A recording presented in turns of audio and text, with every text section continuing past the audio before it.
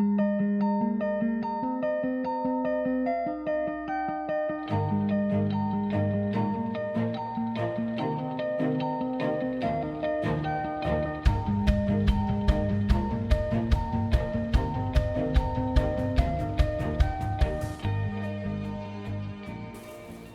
welcome to the briefing. My name is Ana Briseño. I'm the Director of Communications at Research America. And first of all, I'd like to thank everybody for attending this event. And we'd like to send a special thank you to Senator Brian Schatz for securing this room for us today. And if you haven't done so already, please help yourself to some wonderful lunch we've provided. And we just want to thank you so much for attending this event today about migraine research and workplace accommodations. And for those of you who don't know us, Research America, we're a nonprofit advocacy alliance working to make research for health a higher national priority. And I'd like to thank our esteemed panelists for joining us today. You're going to hear from a really passionate, informed group, so you're really going to enjoy this program. We have Eileen Brewer, who's a migraine patient and Director of Communications and Educations at Clusterbusters. Amy Miller, the President and CEO of the Society for Women's Health Research. Stacey Worthy, Counsel, AIMED Alliance, and Kevin Lenaburg, the Executive Director of the Coalition for Health for Headache and Migraine Patients, CHAMP, who's going to moderate our panel. More information about their background is available in the program if you'd like to look at that. Also, we'd like for you to join the conversation online on social media. We'll be using the hashtag #RAMigraine. As many of you know, migraine disease has a profound effect on our lives, both socially and economically. Employees who suffer from migraine disease and other chronic severe headaches tend to report challenges in sustaining and advancing their careers. Our panelists today will explore this topic further and share the latest information on migraine research and therapies during today's discussion. And we look forward to their insights. Thank you. And on that note, I'd like to turn it over to Kevin Lenaburg, who will moderate today's program. Thank you so much, everyone, for being here. We're going to start off with some opening remarks from the individuals here. So who would like to go first? I'll go first. Perfect. We'll start with Eileen Brewer, our patient representative here. Hi, thank you for the introduction. I am a patient and I've been experiencing migraine attacks since I was at most 5 years old. The first time I can remember an attack was 5 anyway. I was 15 when I became chronic daily, and I had one 6-month period in my late 20s where things got better due to a good combination of medications, but it stopped working, and otherwise I've been living with migraine symptoms every single day of my life for the past 28 years. It took me 6 years to get through college, only to discover that my chosen profession was not a migraine-friendly one. At the time, I didn't know as much about my disease as I do now, and there really wasn't anybody to educate me either. I got to discover my limits on my own, and I'm not one who likes to discover that I have limits at all. However, my first job out of college made it abundantly clear. 8 hours a day, staring at typesetting on a computer was not okay for me. I couldn't manage, and eventually I was laid off. They weren't even unkind about it, and I didn't think anything of it other than I wasn't doing a good job, and it made sense. The company was in financial trouble anyway, so I figured this is the end for me. It took me years of exploring different careers before I settled on the reality that I wasn't employable. But I was never one to sit still, so I started volunteering a bit more than once or twice a year, the kind of thing I had been doing. Staying busy and having goals helped me stave off the depression that is all too common a comorbidity with migraine disease. We can all understand how disappointing it is to feel useless and unproductive in life. We all want purpose. Migraine patients want to work. We don't want to spend hours and days in a dark room. I felt at least when I was volunteering I could make my own schedule, say no when I reached my limits, and I wouldn't be letting anyone down. My experiences volunteering with various groups taught me that there are things I can do, real, helpful, productive things that make an impact on the world, but I could do it at my own pace, in migraine time. I discovered that my talents that I learned to ask for what I need and for those around me in order to be successful. I wish I had known this when I was younger. It may not have taken me so long to figure out how to contribute to this world. Even still, with the stigma surrounding migraine disease, it's scary to discuss. You see, it's still possible for me to ask those around me to not wear perfume and be met with skepticism and derision. I get advice like, why not just take some Excedrin and stop whining? It's just a headache. Most people do not understand that this disease is not just a headache. People who believe this are in every part of the world, in classrooms, in social settings, and in workplaces. So even though we are creating better resources for migraine patients so they know what to ask for, it isn't always easy to ask, and we don't always get the desired response, which would be an accommodation with compassion. We are still scared, and with very good reason. In one survey of migraine patients, almost half of respondents said they felt unfairly treated because of their sickness absence leave they had to take. And 40% of respondents felt unsupported by their bosses and colleagues. 3 out of 10 had undergone disciplinary action as a result of their condition, and 22% lost their jobs because of it. Too many employers are failing to recognize the severity of this disease. But it is nearly impossible to have a workplace without those living with migraine. We are too prevalent. On average, migraine peaks at the ages of 25 to 55, which are the prime working years for most people. 1 in 8 people has migraine disease, which means if you have an office of 50 people, there are 6 people in your office with migraine disease. If you have a company with 10,000 people, 1,300 of them suffer migraine attacks.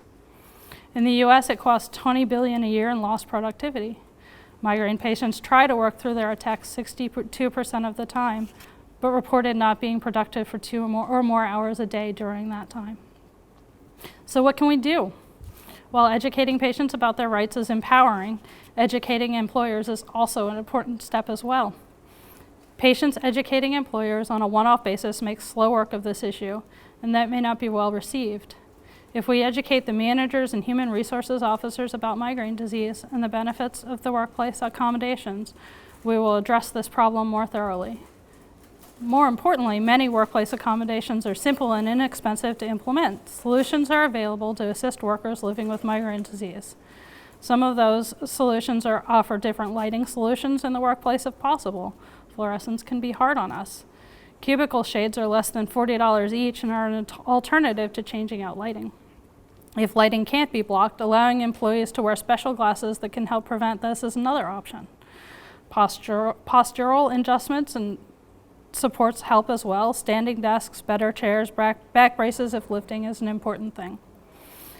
Install anti-glare covers on monitors or have the IT department install flux on computers as a help. Reduce loud noises in the workplace.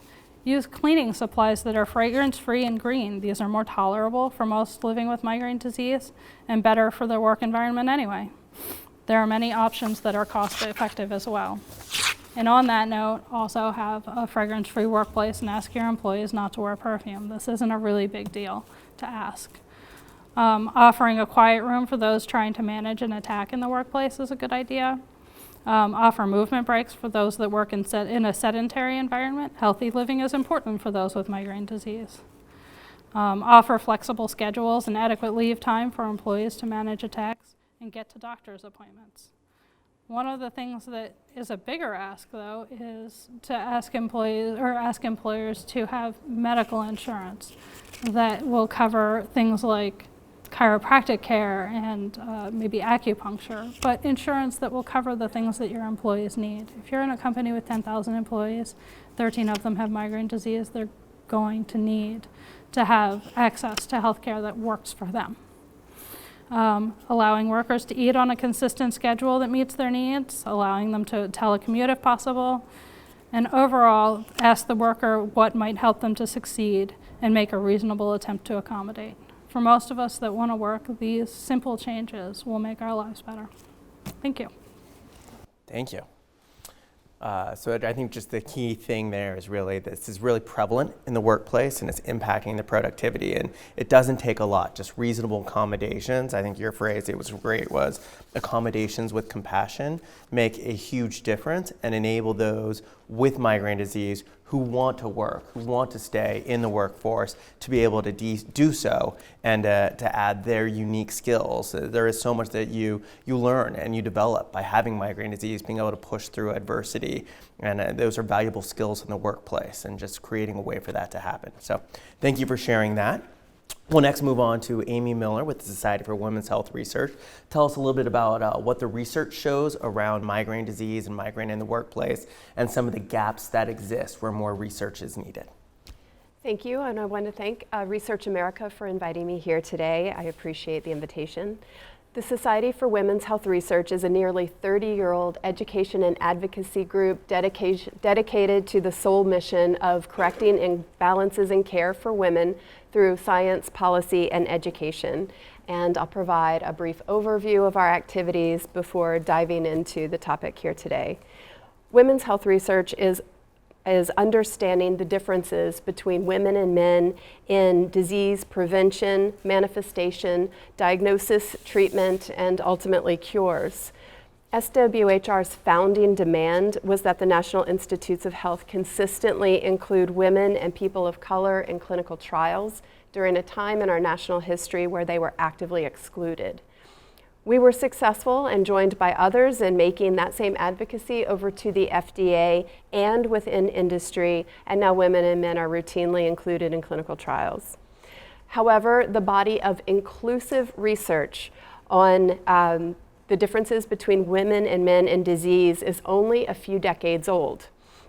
Furthermore, there are many diseases and conditions that predominantly or only impact women that have been largely stigmatized and ignored by research. As an organization, SWHR is committed to working with FDA on regulatory changes that will benefit women by bringing them new, safe, and effective treatments. We also encourage the development of programs that have a patient focus. SWHR has provided the Center for Medicare and Medicaid Services, health plan, employers, and value assessment organizations with the latest science to inform their policy decisions. We demonstrate how decisions must support quality care that best matches the individual's biology, beliefs, value, experience, and circumstances.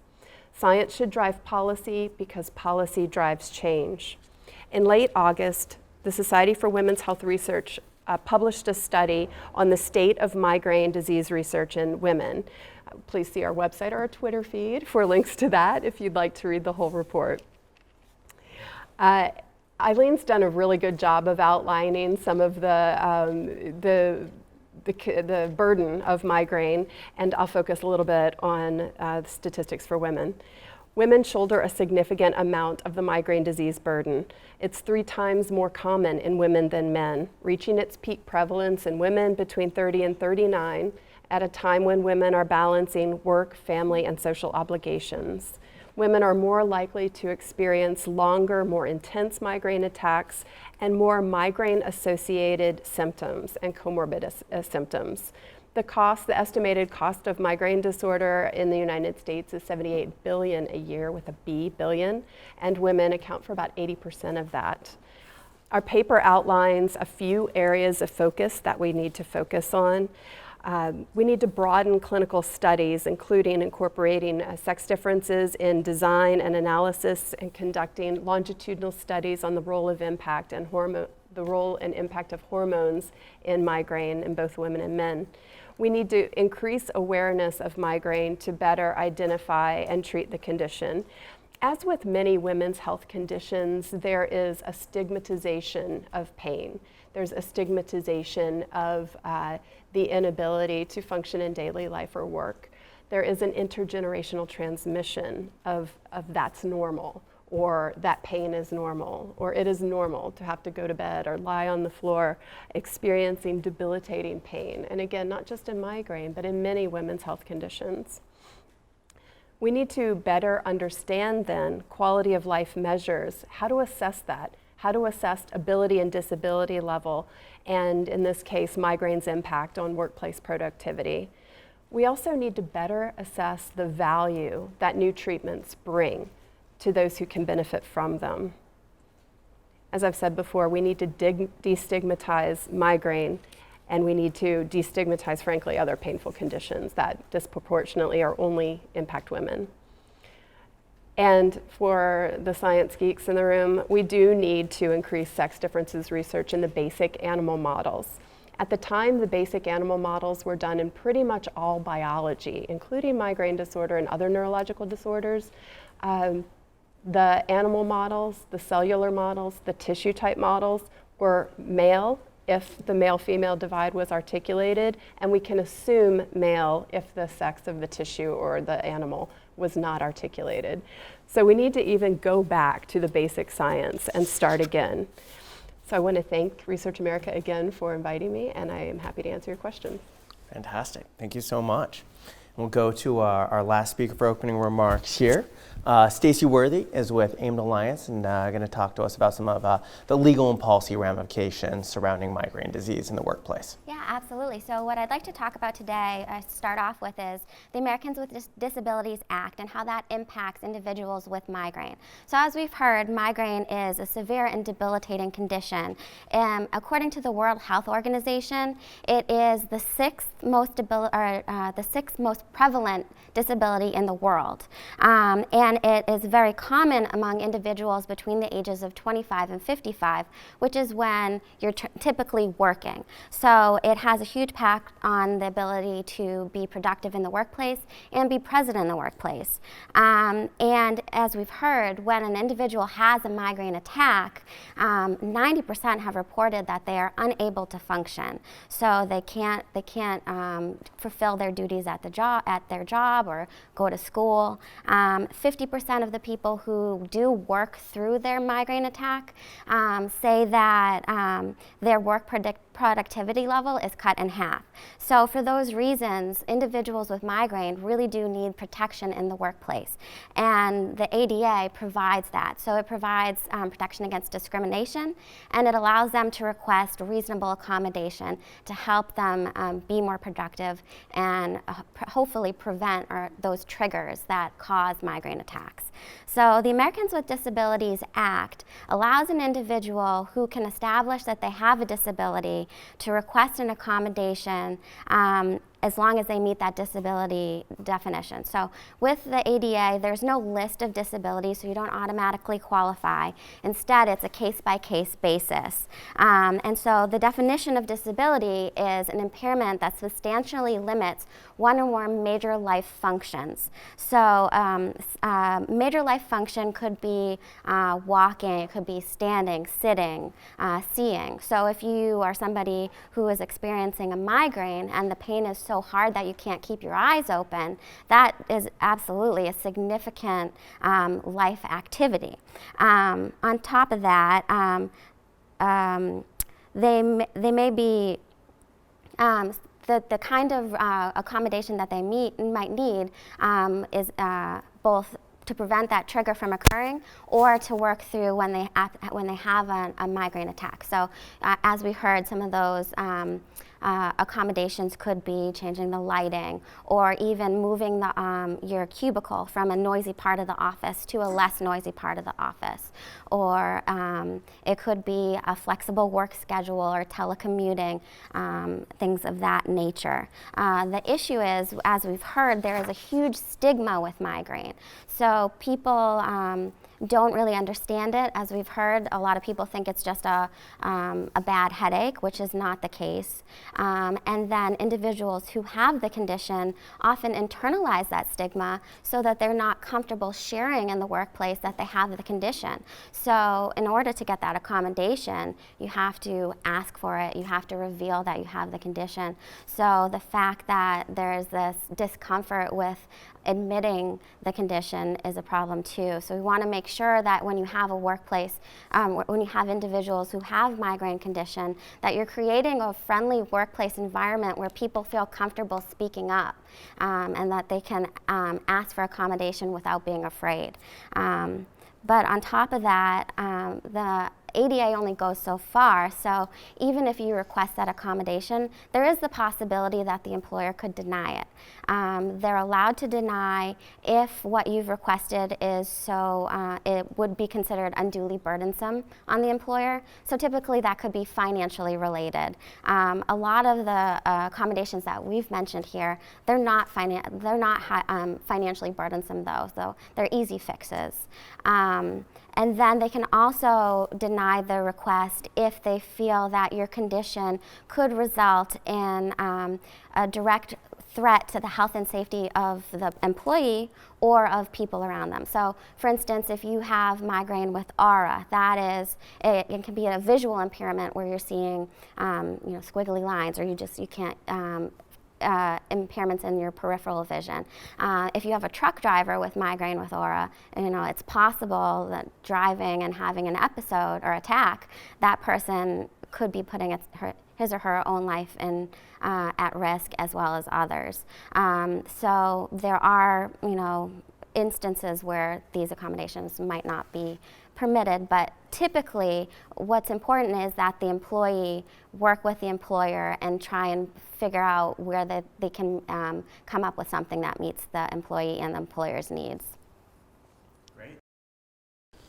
So you touched on a really important topic there, which is one of the things you touched on is that a migraine is not just a headache. I think a lot of people say, oh, I've had a headache before, I think I can relate. And for anyone who's spent a lot of time, I myself am a caregiver to a loved one with chronic migraine, so I see it very frequently. But I want to ask Eileen if you could describe what is a migraine, what is that pain like, and what are some of those other symptoms that commonly go along with migraine that a lot of people may not realize? So for me, and it's different for a lot of different migraine patients, but for me, my biggest symptom is nausea and vomiting. But list of migraine symptoms can be inability to see, dizziness, vomiting, of course pain. We also get aura, which she spoke about, which can be anything from seeing flashing lights to not being able to hear. There's people with hemiplegic migraine that get paralysis on one or the other or both sides of their body and can't speak, they can't walk, they can't do a lot of things. So migraine is a disease with a lot of varied symptoms. It's not just head pain. We talk about the head pain because it's the most prevalent symptom. I think it's something like 80% of people who experience migraine do have pain. But the other thing about migraine is that the pain is only one part of the attack. You have something called prodrome, which is before the attack, before the pain part of the attack, where you start to get the aura symptoms and you might get confused more easily. And then there's the postdrome, which is after the attack, where you're still, I don't want to say recovering because you're still having symptoms, it's just not as acute as it was, but this could go on for anywhere from a couple of hours to 3 days. For me, it's pretty much all the time. One attack bleeds into the other. So for me, like right now, I am dizzy, I'm nauseous, and this is just how I live my life. So that's what we deal with. Thank you for clarifying that. One of the things that I think we've all touched on here is the stigma around this disease, and that and that underlies a lot of the reasons why there's less research funding and less access to care, and less compassion from those in society for this condition. I wonder if you could talk a little bit about sort of the background of stigma around this and other diseases that disproportionately tend to impact women.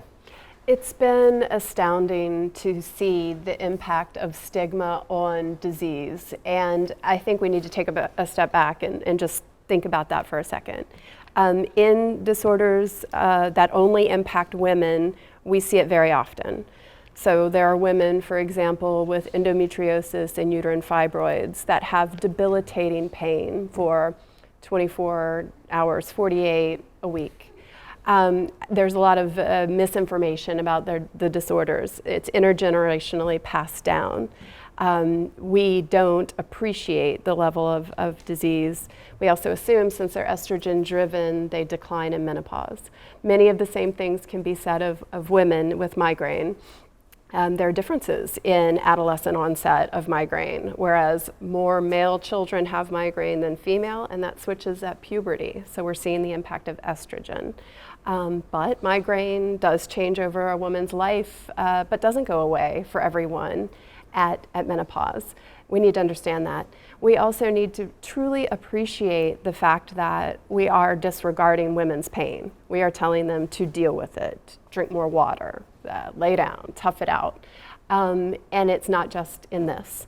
we need to confront that. We also need to call out researchers and say there are areas of research in unmet need in painful conditions where we're treating the symptoms, not the condition. We need treatments for the condition. We need to focus some research dollars in those areas. And I had a conversation with a researcher, an eminent tenured professor at one of the world's leading biomedical universities. And she said to me, I do women's health in my free time because there's not enough research dollars from industry or the federal government or foundations to make my career doing it. That was this year, 2018, and frankly, it broke my heart.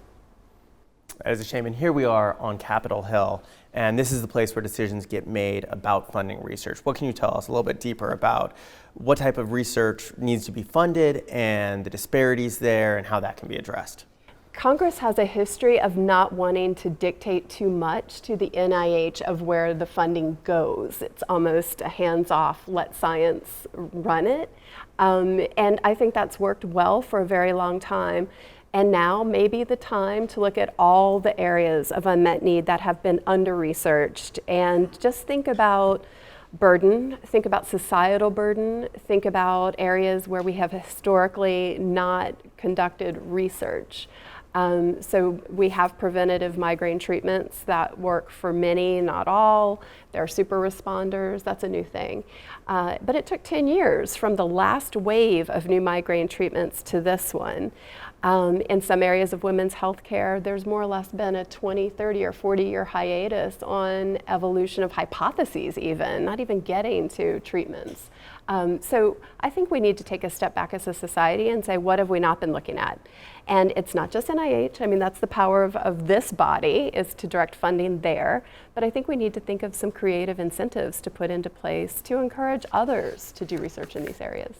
Perfect. And I know that some language has been created in advance, but there's more to be done around making sure that the funding goes towards diseases that are as proportionate to the impact those diseases have on our society. The Alliance for Headache Disease, AHDA, has an amazing chart showing diseases plotted out by how much disability is associated with those diseases and the funding that comes from NIH toward those. And it pretty much goes along the line. And then there's this crazy outlier data point, and that is migraine disease, which has a huge amount of disability and disabling impact on individuals and society, and a tiny amount of research dollars going to it. And while we absolutely want to respect the science, there has been this gap that those scientific decisions have not been adequately addressing that. And so to the policymakers who are here, I encourage you to go back, look at that issue, and say this is an area where we can make sure that those funds are going to the place where they should be.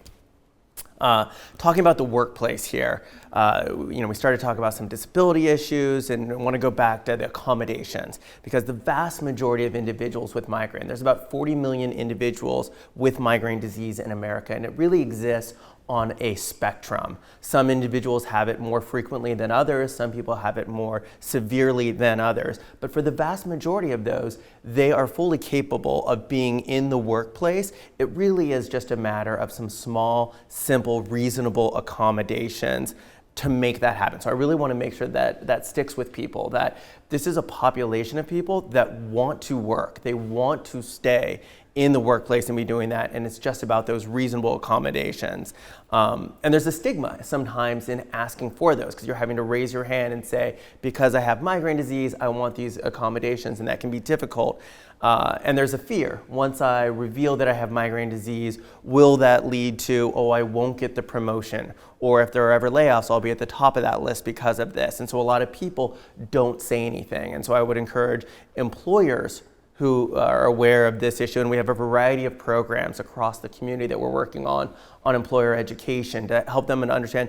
Make it easy, make the accommodations easy to ask for, potentially don't even require disclosure of underlying condition if at all possible. Just simply say, hey, there's a list of accommodations that we have, changing lighting, changing location of your desk, noise canceling earphones, you name it. And for whatever reason you may want to make yourself a more effective, a more productive worker, you can request any of those accommodations. no questions asked. So that would be the ideal policy that I hope employers would do, but I know that doesn't always happen. So I don't know what you want to say about that. Yeah, so I would say that absolutely that's the ideal policy, but in order to protect yourself as an employee, you do have to disclose, and you can have an initial informal conversation, but the more you document and the more you have in writing, the more you're protected. So you would ideally want to write a letter to your employer requesting the specific accommodation, and if they deny that, make sure you document when they denied it, make sure you find out why they denied it, get their rationale, make sure you find out if they don't want to tell you what their rationale was, then make sure you document that too, and then go to their supervisor. And this is all important because if you are being discriminated against, then you have to build your case so that you can file a complaint with the EEOC, which is the Equal Employment Opportunity Commission. So taking those formal steps can help you. And then if the EEOC is unsuccessful, then your next step is to file a lawsuit. Okay. So for people with migraine disease, know that you do have rights and that there are things you need to do in order to be asking for what you appropriately deserve and are entitled to, and documenting those requests in that process so you have that paper trail if it comes to that. But certainly, our hope is to avoid that. Our hope is to get to a place where those accommodations happen. Another thing we want to avoid is individuals having to leave the workplace.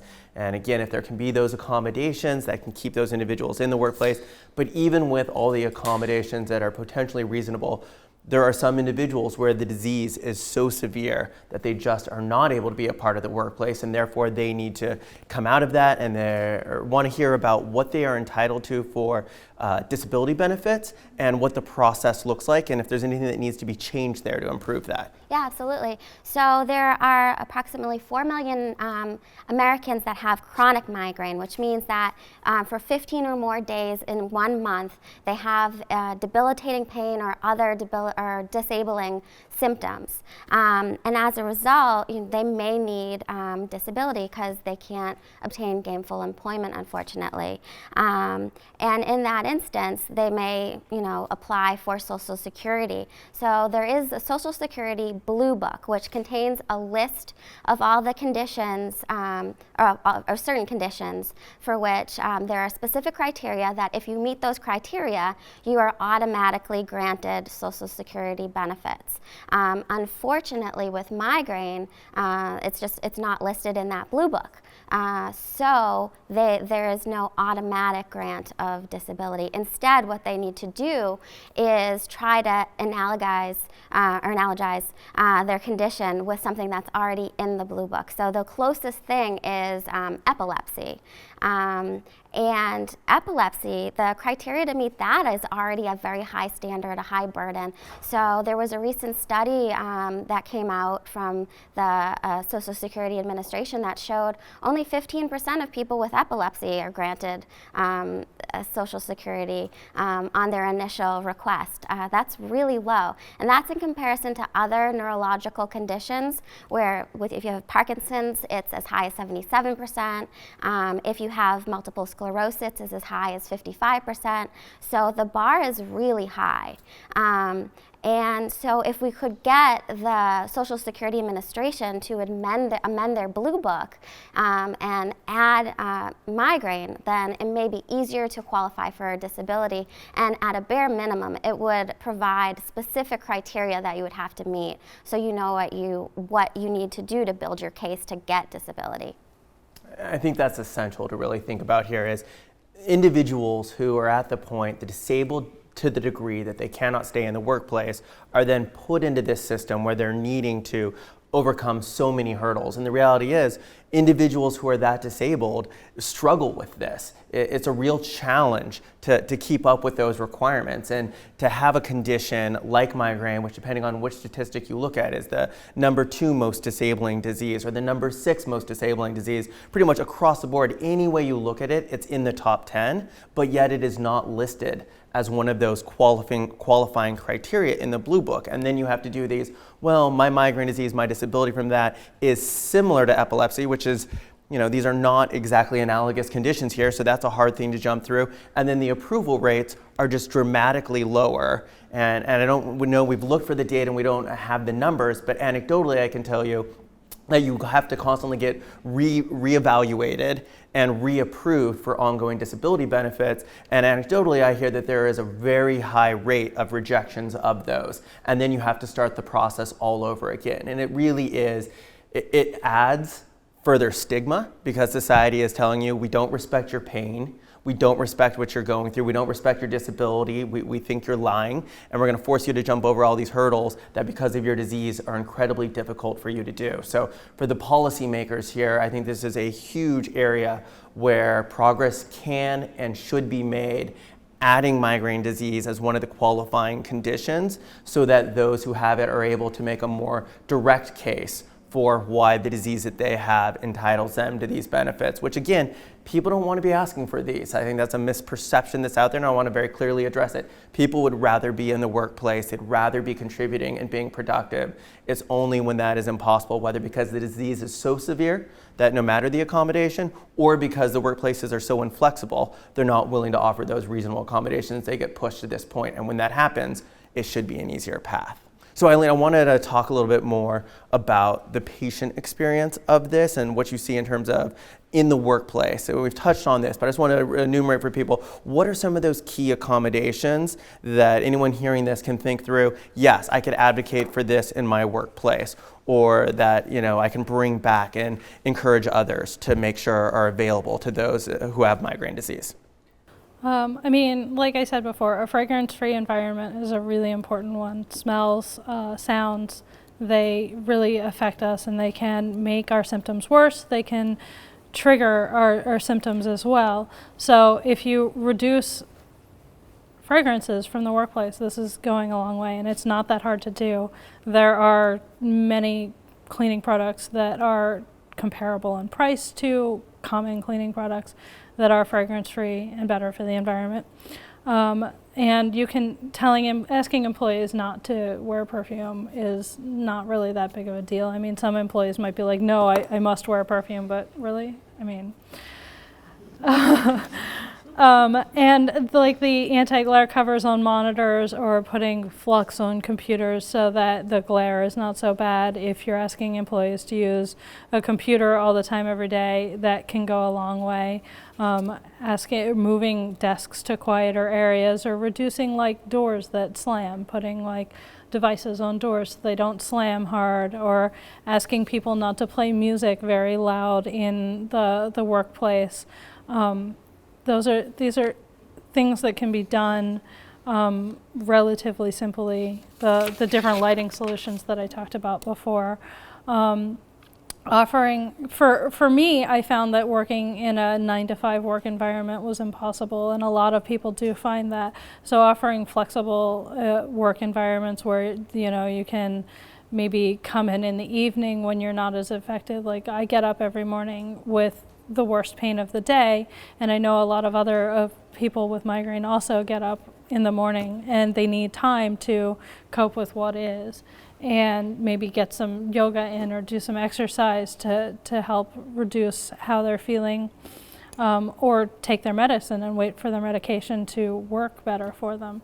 So if employees can come in later in the morning or in the afternoon or the evening, as long as they're getting their work done, and it's not an environment where they have to be answering phones or whatever, which is a different challenge. As long as they can have a flexible environment and get their work done, I think that that's a better option for migraine patients, or telecommuting if that's a possibility. And it depends on the work environment, obviously, but there are lots of things you can do depending upon what kind of work environment you have. The quiet room that I mentioned before is really huge. If somebody is getting an attack at work and they can go to a quiet place for a little while, wait for their medication to kick in, just have a little quiet time, and then get back out there and continue doing their job, that's an ideal thing. And we already offer rooms for people who are breastfeeding or whatever, so that maybe is something that could be piggybacked upon to designate that area for that purpose. Yeah, it's I'm pretty trying to think of what else. Comprehensive list there, and as you went through it just over and over again, I found myself nodding and feeling like, yeah, that's reasonable. That's not asking for a lot, and it makes a huge difference. And really there's the two phases of it. Migraine is primarily a genetic neurological condition that is impacted by environmental factors. As we talked about trigger, just to explain that for everyone, there are a variety of different triggers that can stack on top of each other and can make it for someone who is prone to migraine attacks to be more likely to experience one. Sometimes some individuals know it's just one thing. It's the smell of perfume, or it's bright lights, that one trigger is enough to trigger them. Sometimes they stack up and it's a couple of them, barometric pressure, you name it. And while we might not be able to do anything about the weather and changing the barometric pressure, all these other things are variables that can be controlled. You can reduce the triggers, therefore making a migraine attack less likely for those in the workplace. And again, it's a large number. It's about 1 in 4 women and 1 in 10 men experience migraine attacks, have some level of migraine disease. So you think about how prevalent this is, reasonable accommodations to support people not having painful attacks, support increases in productivity. It's good for the businesses, and it's certainly good for the individual workers as well. Yeah. And then, you go ahead. On the topic of triggers, I mean, most migraine patients that are educated about their disease are walking around every day doing calculations in their head, like, okay, so if I accidentally encounter a food trigger and the weather's bad and then I go to work and there's bad, harsh lighting, then I'm going to get an attack and I'm not going to be as productive. So I have to be really careful about what I eat all the time and think about those things. But maybe if the weather is good, then I can go outside in the hot and take a jog. So we're always doing these calculations in our head about what we can tolerate. And when we're thinking about, I have to get up in the morning and go to work, we're so much more careful because we want to go to work. We want to do our jobs every day. We want to be productive. And so this is something that an educated migraine patient is aware of, these triggers. And if people can help us to avoid triggers, then it's so much better for us. It's so much easier to be productive individuals. Great. So I want to go ahead and open it up to Q&A. We do have a microphone here, so for anyone who's going to ask a question, please wait until the microphone gets to you, and then we'll let the panel respond to those.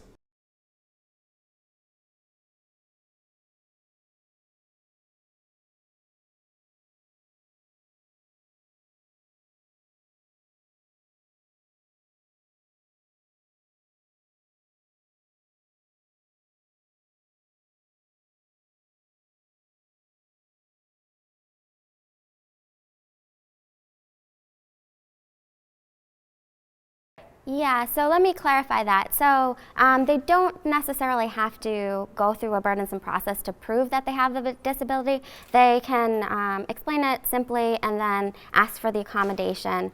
But the proving element is if you are filing a complaint with the EEOC or if you're filing a lawsuit, then in that case you would have to prove that you meet that legal definition of disability.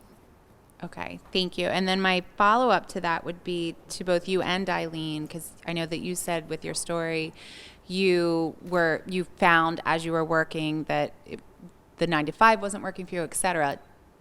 Do we have any data on how many people are denied accommodations in the workplace, and or did you experience any denials when you were working in that environment? Did you ask for accommodations and were you denied? Start here. Yes, I have been denied accommodations in the workplace before. Like I said, during talking about my story, during my 10 years of going through trying different careers and trying out different things, I worked in a civil engineering firm once, and I asked for people to stop wearing perfume because I was in the front office in that job, and they were like, oh, well, we're not really going to do that. They were just like, no, we can't tell people what to wear to work. And other times it has been things like, well, can I come in later in the day and leave later in the evening as long as I get my work done? I'm not doing something that has to be done during these work hours. And employers have been like, no, everybody has to be here at the same time. So there have been times that I have been denied accommodations that I've asked for. I can't think of a single time where I've asked for an accommodation and had a yes answer to that outside of my current job, which I'm self-employed, so I get to make the rules. But I can't think of a time where accommodations have been accommodated. Yeah, and I'm not aware of any data. That's not to say that it doesn't exist. I don't know about it personally, but I'm happy to look into it. Stacey, this is for you. Getting migraine into the Blue Book. How often does CMS review the Blue Book? How does this happen often? I mean, I'm going to assume the answer is no, it doesn't happen often, and it's probably a very lengthy process, and there's probably only a certain time of year. I don't know if you could speak a little more to, for people who are sitting here in this room who do rely on Social Security disability benefits because of their chronic migraine disease. It would be wonderful if we could work together to get it into the Blue Book so it's not as painful as my disease. So you speak to that. Absolutely. So the last time that I know for a fact that CMS reviewed was, I believe it was either 2013 or 2014. And at that point, I know there was an effort to try and get migraine added, although it unfortunately was not successful.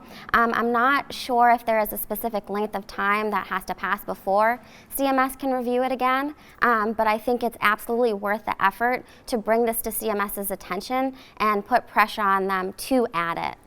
Does that mean in putting pressure on them and trying to clearly educate them about the disease as well, but is it we should try to get a certain number of signatures, we should have a panel discussion that somebody would attend? Yeah, absolutely. What are the ways in which Absolutely. So sign-on letters, comments, citizen petitions, anything you can do to get that message to CMS, or go to your representatives and have Congress put pressure on them. Just the more voices and the more different ways that you can communicate that message, the better. So even talking to the media, doing op-eds, and speaking to reporters would be great.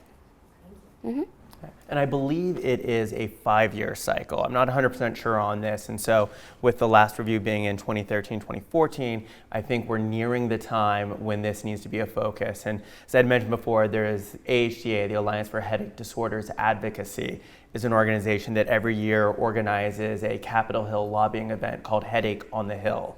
It'll be coming up in February every year, coming up in February 2019. And so for those of you in congressional offices, expect the outreach from that organization asking if your office will meet with representatives, individuals who have migraine disease and the physicians who treat them, and other headache disorders who come to Capitol Hill. And each year, the specific ask that comes out for Headache on the Hill changes. But I think if this is that cycle, it's a great flag that this should be on the radar for consideration as the ask or one of the asks that we have for 2019. So we'll definitely do further look into that. Next question. So Amy, this is for you. What are your thoughts, or do you have any ideas on raising more interest in research for how hormones relate to migraine? Thank you for the question. I think that the influence of hormone on healthcare is not fully understood. For a long time, from animal models to human, there was an assumption that it was a distraction from the core of research. We now know that males and females don't really differ from animals to humans on hormonal variation over the lifetime. But because we investigated only male animals and people, we don't fully understand the role of the differences in hormone variation. And before the panel, we were talking about subsetting disease, and is there a difference in different types of migraine, different stages of onset, and if so, what can research tell us about best treatments for the different subsets? And again, I'm getting hypothetical here, but these are areas of known unknowns. We know that, we haven't looked at these things. And I think that's cross-cutting across all of our endeavors in biomedical research. And I think it's pretty fascinating when it comes to migraine disease. I think we've been very clear that there's a disproportionate prevalence amongst women, but some things that aren't known is that migraine, first of all, is something that can happen to children. And so it's not something that just comes at the onset of puberty or later. It actually, very young children can experience migraine disease. And actually the data shows that there's equal rates of migraine disease amongst both boys and girls until about the age of puberty. And with the onset of puberty, that's when actually the migraine resolves for many male children. And then it takes hold or it gets worse for many females. And then often that's something that they struggle with for the middle parts of their lives. And then a good number find relief with menopause, but not all. And so clearly there are strong hormonal factors at play here, and a lot more research needs to be done to understand those. Okay, do we have more questions from the audience? Hi, I was just wondering if there's been any research done in the risk factors in developing migraine disease? To my knowledge, no, but I am not a migraine expert or an epidemiologist, but I can certainly look that up and put the citations on social media if that would be helpful. Yeah, you want to go? I know a little bit that there has been some research about the different genetic markers that are prevalent in people with migraine disease, and it's not just one genetic marker, it's a bunch of different ones that they've identified that patients can have, but that's the only research that I know of about what can happen. There's discussion about different ways that people can start having attacks, like traumatic brain injury or some kind of a disease or something, but from what they currently understand, if you don't have those genetic markers, chances are you're not going to develop migraine disease even with traumatic brain injury or whatever else, and sometimes you just develop it because of hormonal changes or bad luck. Yeah, TBIs definitely are a leading cause for that subset of migraine, but I think genetics absolutely for the vast majority is the strongest indicator, and it's a very common story for someone to eventually get their migraine diagnosis and start off asking their family, and everyone's like, no one had migraine. Then all of a sudden you're like, well, there was that aunt or grandma used to always go into a dark room for days at a time and was lethargic or would complain about her head pain, and we just thought she was overly dramatic or whatnot, and you realize that's that stigmatizing that was going on back then with this feminization of disease and saying, oh, they're just, woe is them. But the reality is they were battling a real serious neurological disease and fighting it the best they could without any understanding or support from science. And so it's nice that we're making progress, but we've got a long, long ways to go. All right, so I'll have some concluding remarks, but I just want to give each of the panelists an opportunity to say any final words here as we're wrapping up. So we'll start at the end. Yeah, so the one other thing that I would like to discuss just briefly is other ways in which employers can improve the workplace for individuals with chronic or with migraine in general, migraine conditions, and that includes workplace wellness programs. So these programs create awareness of the condition, they create a friendlier work environment, they encourage individuals to obtain a diagnosis if they don't have one yet, and to take steps to prevent those triggers from occurring, from developing a migraine attack, and they're very helpful. They also reduce a lot of cost in the workplace, so it's really important for employers to do things like this. And then also to offer comprehensive benefits, so making sure that your health insurance properly covers migraine treatments, because the more that you can control the condition, the more productive your employee is going to be. So it's really important to add those resources in those areas. I think that we have a lot of work to do. We have a lot of work to do in disease identification. We have a lot of basic science to do. We have a lot of exploration of the different types of disorders there are in this grouping, how best to treat them. We also need to better understand the treatment pathways and address unmet need. We need to fix the intergenerational transmission and normatization of pain in this and other conditions. And it will take not only big P policy like NIH research funding, FDA, regulatory authority, CMS coverage and payment policy, but again, as the other panelists have mentioned, it's that little p policy. So employer design of the work environment or health benefit design, or even the broader ecosystem. So how we judge a cure pathway or how we value a medicine. I think they've covered it pretty well. But I mean, yeah, what we would like to see in the future is more public education for the disease and the burden of the disease, so that maybe we can reduce the burden of the disease. And I guess more funding, like she said, for research is imperative, because if we're going to reduce the burden of disease, we need better treatments for it. Like she pointed out, there haven't been very many treatments developed for migraine disease. I was around for the introduction of triptans in the 1990s, and right now we're having the introduction of CGRP medications, but in between there wasn't really much. Most of the medications we take are for something else, heart disease or depression, and it's not enough. We need better treatments, we need better awareness, we need to reduce the stigma. Absolutely.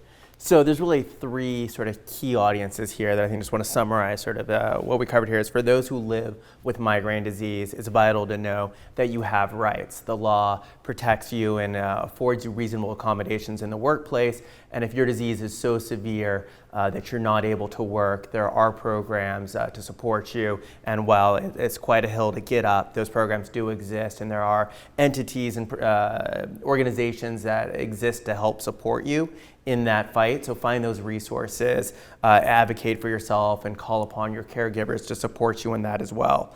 I also want to do a little plug for my organization, CHAMP, the Coalition for Headache and Migraine Patients. We do a variety of programs addressing stigma against headache and migraine diseases, promoting access to appropriate care, and we're always looking for strong patient advocates who are willing to work with us and share their voice to the causes we work on. So please find us on social media, visit our website, headachemigraine.org, and please sign up there. Another group is the employers. Understand the prevalence of migraine disease, understand that it is impacting the productivity in your workplace, and that by just offering a package of reasonable accommodations and making it easily available to everyone who works for you, you'll make a huge difference in improving the health of your employees, improving their productivity and being able to get more done, and also lowering health costs overall. If people are not experiencing those triggers, they're not having a migraine attack that too often leads to people having to go into the emergency department or other things that escalate those healthcare costs. And then for the policymakers, definitely we talked about the need for supporting funding, making sure that funding is going in the right places, areas where it has been lacking funding appropriately, in appropriate relationship to the severity of the disease, and also the vital importance of adding migraine disease as a qualifying condition to the Social Security Administration Blue Book. So with that, I want to thank the panelists for sharing their expertise. A round of applause for them. Thank you.